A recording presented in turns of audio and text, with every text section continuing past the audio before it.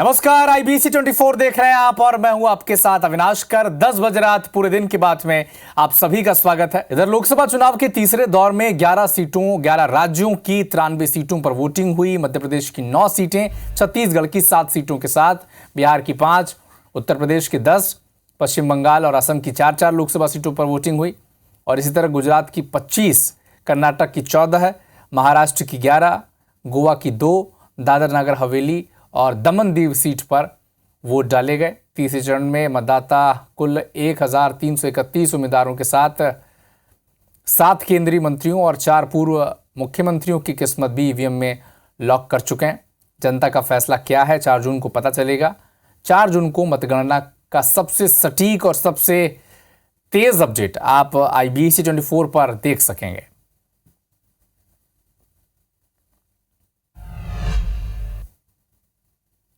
तो मध्य प्रदेश में तीसरे चरण में 9 सीटों पर वोटिंग हुई। भोपाल, ग्वालियर, मुरैना, राजगढ़, गुना, विदिशा, सागर, बैतूल, भिंड, इन 9 लोकसभा सीटों पर आज वोट डाले गए। छत्तीसगढ़ में तीसरे चरण में और आखिरी चरण भी था 7 सीटों के साथ। छत्तीसगढ़ में सभी 11 सीटों पर वोटिंग खत्म हो चुकी है। रायपुर, बिलासपुर, दुर्ग, जांजगीर, कोरबा, सरगुजा, रायगढ़ सीट पर आज वोटिंग हुई है। और इसके साथ ही मध्य प्रदेश में 129 उम्मीदवारों और छत्तीसगढ़ में 168 उम्मीदवारों की किस्मत ईवीएम में लॉक हो गई है। नतीजे 4 जून को आएंगे।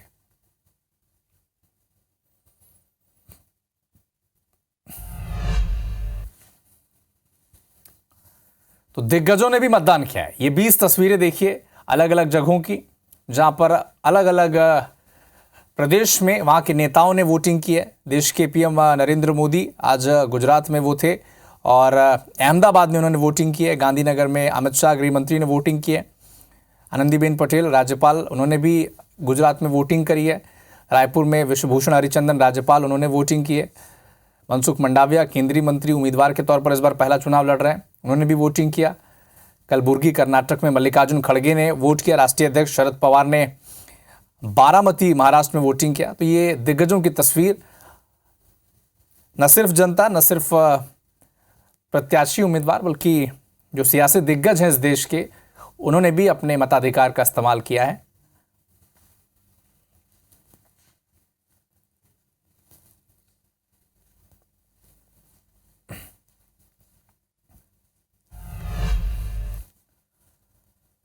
तो छत्तीसगढ़ में तीसरे और आखिरी चरण के चुनाव में 7 सीटें, रायपुर, बिलासपुर, दुर्ग, जांजगीर, कोरबा, सरगुजा, रायगढ़ में आज मतदान खत्म हुआ और इन 7 सीटों पर 168 उम्मीदवार चुनावी मैदान में थे। इलेक्शन कमीशन के ताजे आंकड़ों के मुताबिक छत्तीसगढ़ में 66.93% वोटिंग हुई है। छत्तीसगढ़ में सबसे ज्यादा रायगढ़ में वोटिंग हुई 76.38%। तो मध्य प्रदेश में सबसे ज्यादा जो वोटिंग हुई राजगढ़ में हुई। तो मध्य प्रदेश की 9 सीटों पर आज वोटिंग हुई। भोपाल, ग्वालियर, मुरैना, राजगढ़, गुना, विदिशा, सागर, बैतूल, भिंड और इन 9 सीटों पर मध्य प्रदेश के 129 उम्मीदवार चुनावी मैदान में थे, जिनकी किस्मत अब ईवीएम में कैद हो गई है। इलेक्शन कमीशन के जो आंकड़े हैं उसके मुताबिक मध्य प्रदेश में 62.51% मतदान हुआ है। सबसे ज़्यादा, जैसे कि हमने आपको बताया, राजगढ़ में 72.38% वोटिंग हुई है। सबसे कम वोटिंग भिंड में हुई है, तकरीबन 52% वोट वहां पर पड़े हैं।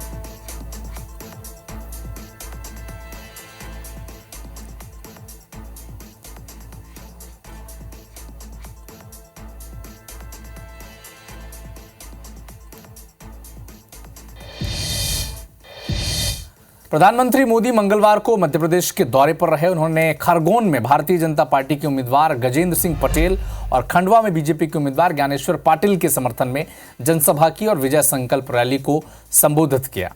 इस दौरान प्रधानमंत्री ने कांग्रेस पर तीखा हमला बोला। धार में पीएम मोदी ने कहा कि 400 सीटें पीएम मोदी इसलिए मांग रहे हैं ताकि कांग्रेस की साजिश रोकी जा सके, ताकि SC, ST और OBC को आरक्षण मिल सके और कांग्रेस वोट बैंक के लिए आरक्षण पर डाका न डाल सके। इधर खरगोन में पीएम ने कहा कि अभी तो ये ट्रेलर है, आगे बहुत कुछ काम करना बाकी है। आपका एक वोट देश की अर्थव्यवस्था के लिए अहम है। आपके एक वोट ने भारत को 5वीं बड़ी ताकत बनाई है। ये सभी बातें पीएम मोदी ने मध्य प्रदेश के दौरे पर कही हैं।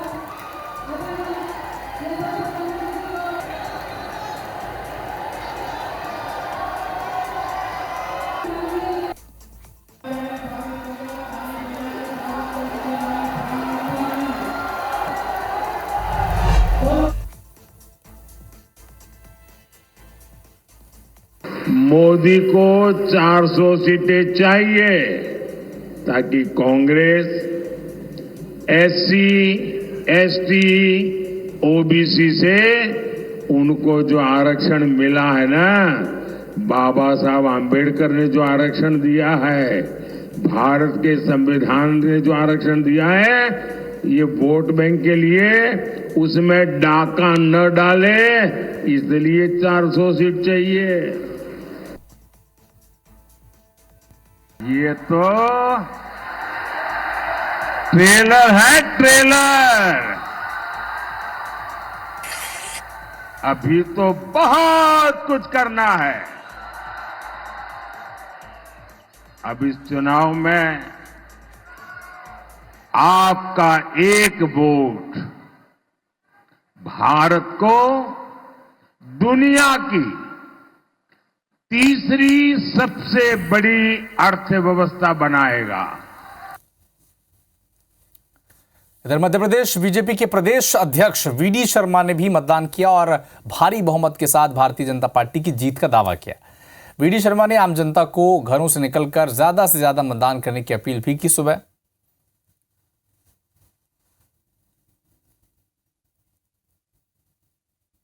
आज थर्ड फेज का मतदान है। मैं सभी मतदाता भाई और बहनों से अपील करता हूं कि आप ज़्यादा से ज़्यादा लोगों को मतदान के लिए प्रेरित करें, खुद मतदान करने जाएं, तो आपका एक मत बहुत महत्वपूर्ण है। आपका एक मत विकसित भारत के संकल्प को पूरा करेगा। इसलिए पुनः मैं एक बार आप सबसे ज़्यादा से ज़्यादा मतदान करने की अपील करता हूं। केंद्रीय उड्डयन मंत्री और गुना लोकसभा सीट से भारतीय जनता पार्टी के प्रत्याशी ज्योतिरादित्य सिंधिया ने ग्वालियर के एएमआई शिशु मंदिर में बने पोलिंग बूथ में वोट डाला। वोटिंग के बाद सिंधिया ने कहा कि वोटर्स का रुझान मतदान के प्रति बढ़ा है, जिससे निर्वाचन आयोग को संतोष होना चाहिए। सिंधिया ने कहा कि मुझे लगता है कि प्रजातंत्र में विश्वास रखने वाले हर व्यक्ति को खुशी होगी। सिंधिया ने यह भी कहा कि प्रजातंत्र का यह पर्व 5 साल में एक बार आता है, सभी को अपने मताधिकार का इस्तेमाल करना चाहिए। प्रजातंत्र का ये पर्व है, 5 साल में एक बार आता है और हम सबको अपना हक और अधिकार के साथ जिम्मेदारी भी है।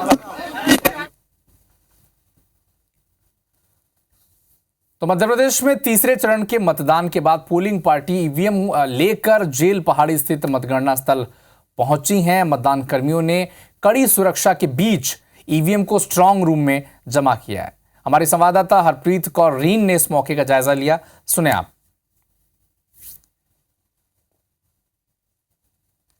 मध्य प्रदेश में लोकसभा चुनाव का आज तीसरा चरण पूरा हुआ है और इस तीसरे चरण में भोपाल लोकसभा संसदीय सीट के लिए भी मतदान हुआ है। इस समय हम मौजूद हैं जेल पहाड़ी मतगणना स्थल पर। देखा जा सकता है कि मतदान पूरा होने के बाद अब पोलिंग पार्टीज ईवीएम लेकर मतगणना स्थल पर इन्हें जमा कराने पहुंच रहे हैं। तमाम सुरक्षा व्यवस्था के साथ अब इन ईवीएम को यहां लाया गया है। देखा जा सकता है कि पोलिंग पार्टीज ईवीएम को लेकर पहुंची हैं। इनमें महिला पुरुष जो तमाम जो चुनाव ड्यूटी में लगे हुए कर्मचारी हैं वो यहां पर हैं। कई किलोमीटर दूर पे ही जो ट्रैफिक है वो रोका गया है। आम लोगों के लिए ट्रैफिक व्यवस्था को डाइवर्ट किया गया है। पिछले कुछ महीनों में अलग अलग राजनीतिक दलों ने पूरा अपना जोर लगाया है और अब जो उनकी किस्मत है वो इन ईवीएम में बंद है, जिसका फैसला जनता ने कर लिया है और अब ईवीएम जब खुलेगी जनता का फैसला सामने आएगा। फिलहाल इंतजार करना होगा 4 जून का। कैमरामैन दीपक पाटीदार के साथ IBC 24 भोपाल से हरप्रीत कौर रीन।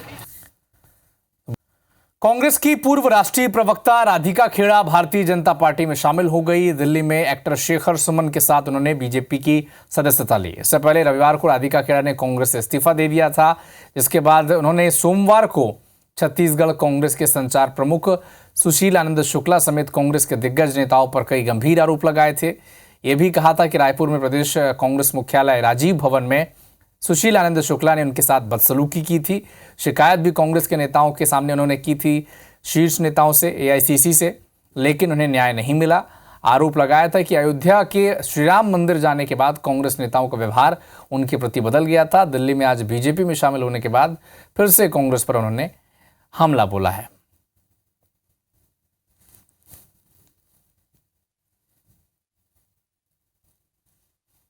देखिए, मैं हमेशा से सुनती आती थी कि कांग्रेस पार्टी राम विरोधी है, लेकिन उसका पूरा एग्जाम्पल मैं आपके सामने खड़ी हूँ। जब मैंने रामलला के दर्शन अपने परिवार के साथ किए, उसके बाद जिस तरीके से मेरे साथ व्यवहार किया गया और जब मैंने न्याय की गुहार करी, तो चाहे राहुल गांधी जी हो, प्रियंका गांधी जी हो, सचिन पायलट जी हो, मैं लगातार बोलती रही कि मुझे न्याय दिया जाए, लेकिन कहीं से न्याय नहीं मिला। और वो लोग जो दोषी है वो आज भी कांग्रेस पार्टी के मंच पे बैठे हुए हैं, आज भी कोई कार्रवाई नहीं हुई है। राहुल जी बात करते हैं महिला के सम्मान की और चिट्ठियां लिखते हैं प्रधानमंत्री मोदी जी को, लेकिन वे घर में जिस तरीके से उन्हीं की एक साथी, उन्हीं की एक बेटी के साथ अन्याय हुआ, उस पर आज तक लंबी चुप्पी साधे हुए। नेता प्रतिपक्ष चरणदास महंत ने लोकसभा प्रत्याशी सरोज पांडे को लेकर एक विवादित बयान दिया है। बता दें कि सीएम साई ने सरोज पांडे को शेरनी कहा था। सीएम साई के इसी बयान पर तंज कसते हुए महंत ने कहा कि शेरनी को जब मांस नहीं मिलता तो अपने बच्चों को खा जाती है। इसी तरह सरोज पांडे कोरबा में बीजेपी नेताओं को खा जाएंगे। चरणदास महंत और ज्योत्सना महंत से खास बातचीत की हमारे संवाददाता सौरभ सिंह परिहार ने।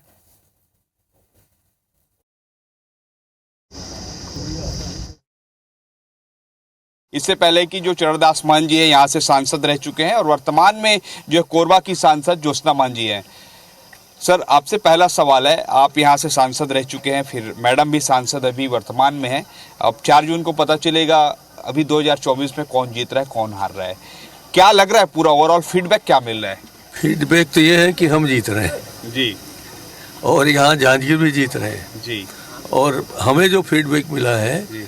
इस बार लोगों ने काफ़ी इस बात से नाराज़गी व्यक्त की है कि भारतीय जनता पार्टी ने महंगाई की बात नहीं की, बेरोजगारी की बात नहीं की, बल्कि आरक्षण खत्म करने की बात कर रहे हैं। इसलिए पूरे छत्तीसगढ़ में कांग्रेस के प्रति एक बहुत अच्छा माहौल है। आपके भी लोकसभा में सरोज पांडे को लेकर उन्होंने कहा है कि आप इन्हें जिताइए, बड़ी नेत्री है, हम इसे और बड़ा बनाएंगे। तो क्या लगता है कि ये मैसेज देने से लोगों के बीच ये चले जाएगा कि केंद्रीय मंत्री बनाई जाएंगी सरोज पांडे अगर जीतती हैं तो? मुझे तो ऐसा नहीं लगा। मुझे तो लगा उन्होंने कहा है कि ऑलरेडी बड़ी नेत्री को हमने दिया है जो उपाध्यक्ष है भाजपा की, बल्कि मुख्यमंत्री जी कह रहे हैं कि हम शेरनी लाए हैं। तो लोग तो डरने लगे हैं, शेरनी आई यहाँ को नोच खाएगी, हम लोगों को नोच खाएगी। और शेरनी का एक बहुत अनूठा स्वभाव होता है। जब उसको खाने के लिए वो नहीं मिलता, अपना मांस नहीं मिलता, तो अपने बच्चों को खाती है। तो आपने सुना महंत जी को और मिसेस ज्योत्सना महंत को, जिनका साफ तौर पर कहना है कि ये लड़ाई जो है एक जनसेवक और एक शेरनी के बीच रही है। अब देखना होगा कि 4 जून को जब परिणाम आएंगे तो क्या ज्योत्सना महंत फिर से सांसद बन रही है कि जनता ने बीजेपी को मौका दे दिया है। कैमरामैन अजय के साथ सौरभ सिंह परिहार, IBC 24 जांजगीर, बाराद्वार, सारा गांव। धार पहुंचे पीएम मोदी का सीएम डॉक्टर मोहन यादव ने जबरदस्त स्वागत किया। मंच से बीजेपी सरकार की योजनाओं का बखान किया। आम जनता के जरिए प्रधानमंत्री को धन्यवाद ज्ञापित किया। साथ ही आदिवासियों के लिए बनाई गई योजनाएं भी सीएम डॉक्टर मोहन यादव ने पीएम के सामने गिनाई। हमने हमारे तीनों ही जिलों के जिला अध्यक्ष जी से यह पहली बार हुआ है यशस्वी प्रधानमंत्री के द्वारा न केवल लोकसभा विधानसभा में भविष्य में 33% की बहनों के लिए आरक्षण की व्यवस्था की है, बल्कि धार झाबुआ तो और सौभाग्यशाली है। हमारे प्रत्याशी दोनों बहनों के लिए मौका दिया। जोरदार तालियां बजा करके अभिनंदन करें। मध्य प्रदेश में चौथे चरण के युद्ध की तैयारियां अब तेज हो गई हैं। दरअसल सीएम डॉक्टर मोहन यादव ने मंगलवार को रतलाम जिले के सरवन और बांगरोद में जनसभा को संबोधित किया और इस दौरान सीएम ने गांधी परिवार पर जमकर वो बरसे। सीएम ने कहा कि कांग्रेस ने एक ही परिवार को प्रधानमंत्री बनाने का ठेका दे दिया है। जिन्हें गरीबी का ग नहीं मालूम, वो गरीबी दूर करने के लिए निकले हैं। इनके परिवार ने 60 साल तक इस देश पर राज किया, लेकिन गरीबी दूर नहीं की। अब गरीबों का मजाक उड़ाते हैं। सीएम ने कहा कि गरीबों के लिए कोई काम किया है तो वो मोदी जी ने किया है।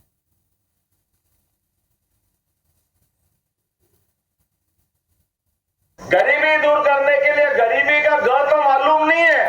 लेकिन झूठ बोल रहे हैं। अरे 60 साल तुम्हारी सरकार चली भैया, वो तुम गरीबी दूर नहीं कर पाए, मजाक करते हो गरीबों का, झूठ बोलते हो, ऐसे लोगों को बर्दाश्त नहीं करेंगे।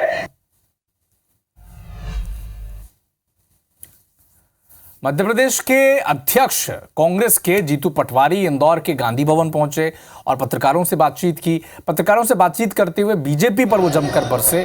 ये भी कहा जीतू पटवारी ने कि इंदौर की जनता को बीजेपी को सबक सिखाना चाहिए। स्वच्छता में जो इंदौर नंबर 1 है, वही इंदौर की जनता अब राजनीति में भी स्वच्छता का रिकॉर्ड बनाएगी। ये दावा जीतू पटवारी ने बड़ी उम्मीदों से किया है।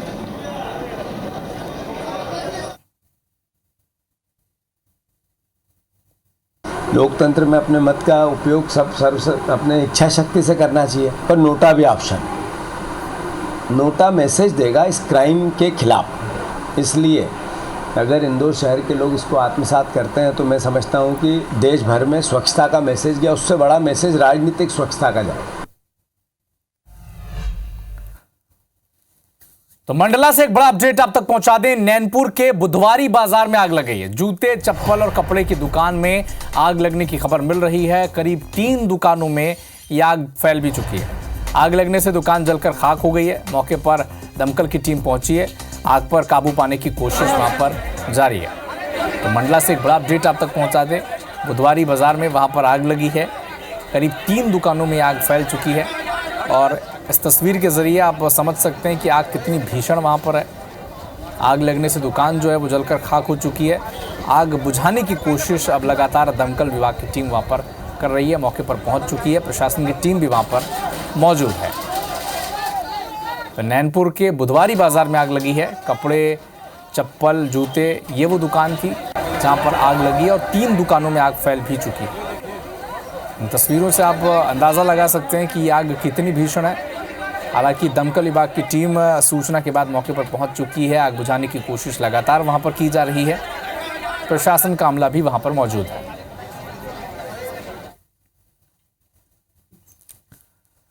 तो फिलहाल इस बुलेटिन में इतना ही, लेकिन देश और दुनिया के साथ एमपी और छत्तीसगढ़ के हर अपडेट के लिए आप देखते रहिए IBC 24। नमस्कार।